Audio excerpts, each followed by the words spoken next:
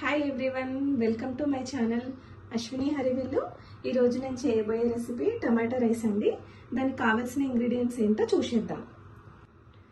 Oil 6 tea spoons, నెయ్యి 4 tea spoons, సాజీరా 1/2 tea spoon, 4 లవంగాలు, 4 ఇలాచి, కొంచెం చెక్క, కొద్దిగా కాజు, కొంచెం కరివేపాకు, 4 పచ్చిమిర్చి, మీడియం సైజ్ ఉల్లిపాయ ఒకటి చిన్నగా కట్ చేసి పెట్టుకోవాలి.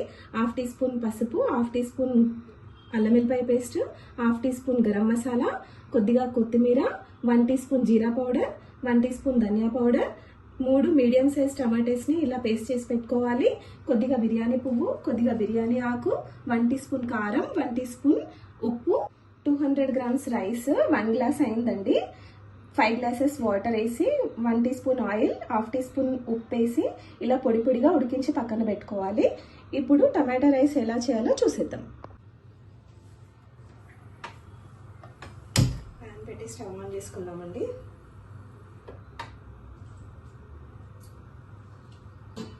ప్యాన్ హీట్ అయిపోయింది. ముందుగా ఆయిల్ వేసుకుందాం.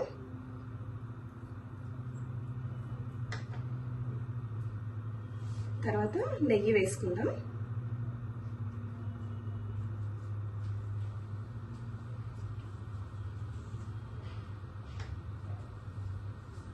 ఆయిల్ హీట్ అవ్వాలండి. ఆయిల్ హీట్ అయిపోయిందండి. సాజీరా వేసుకుందాం ముందుగా.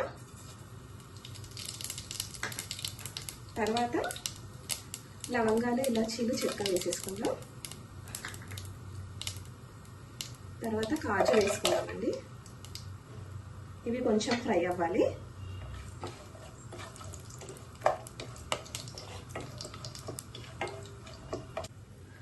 తర్వాత కరివేపాకు వేసేసుకుందాం. తర్వాత పచ్చిమిర్చి, తర్వాత ఆనియన్స్ వేసుకున్నామండి. ఇది కొంచెం ఫ్రై అవ్వాలి.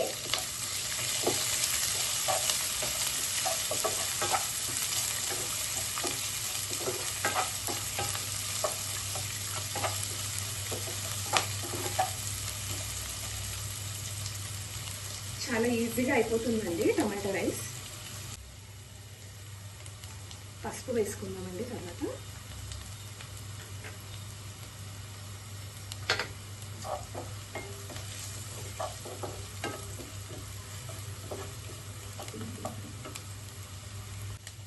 తర్వాత అల్లం వెల్లిపాయ పేస్ట్ వేద్దాము.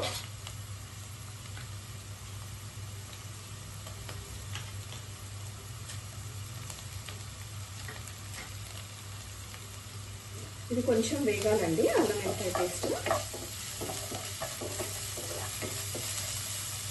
అల్లం వెల్లిపాయ పేస్ట్ వేగిందండి. టమాటోస్ని పేస్ట్ చేసి పెట్టుకున్నాం కదా, అది వేసేసుకోవాలి.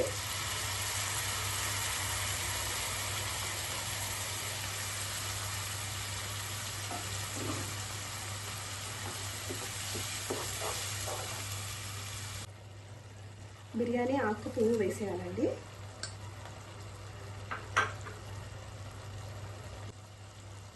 ఇప్పుడు ఉప్పు, కారం కూడా వేసేసుకోవాలి.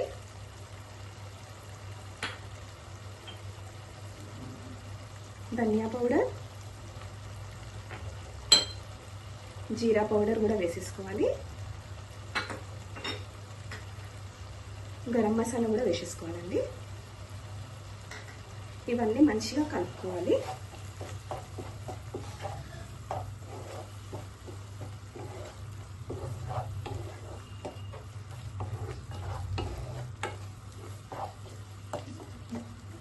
ఇవన్నీ పచ్చివాసన పోయే వరకు ఒక 3 మినిట్స్ మంచిగా వేయించుకోవాలండి.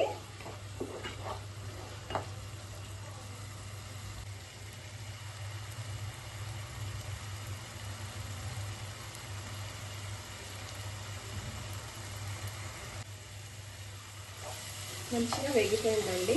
ఇప్పుడు దీంట్లోకి మనం ముందుగానే రైస్ ఉడకబెట్టి పెట్టుకున్నాం కదా, అది ఇందులో వేసేసుకున్నాం. ఇప్పుడు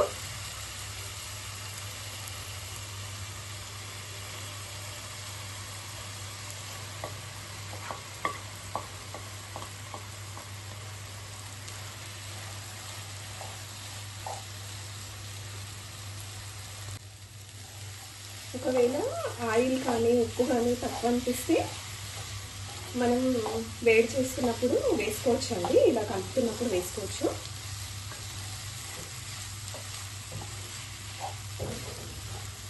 ఇది చాలా ఈజీగా అయిపోతుందండి. మార్నింగ్ టైంలో లంచ్ బాక్స్లో తీసుకెళ్ళడానికి చాలా బాగుంటుంది, ఈజీగా అయిపోతుంది.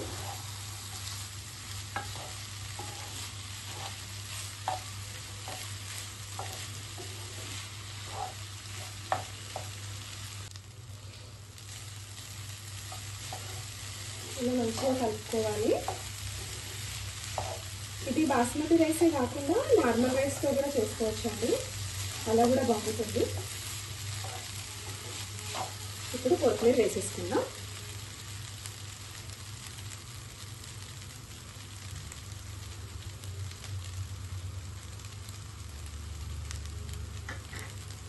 ఒకసారి మళ్ళీ మంచిగా కలుపుకొని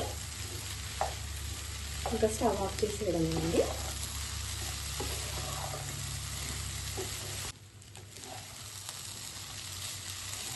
టమాటా రైస్ అయిపోయిందండి, స్టవ్ ఆఫ్ చేసేద్దాం.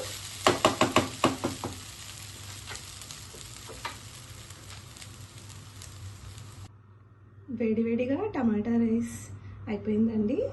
మీరు కూడా ట్రై చేయండి. ట్రై చేసి ఎలా ఉందో కామెంట్లో చెప్పండి. ఇది రైతాతో తింటే బాగుంటుందండి.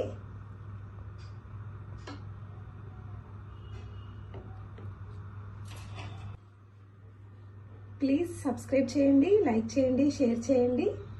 Thank you.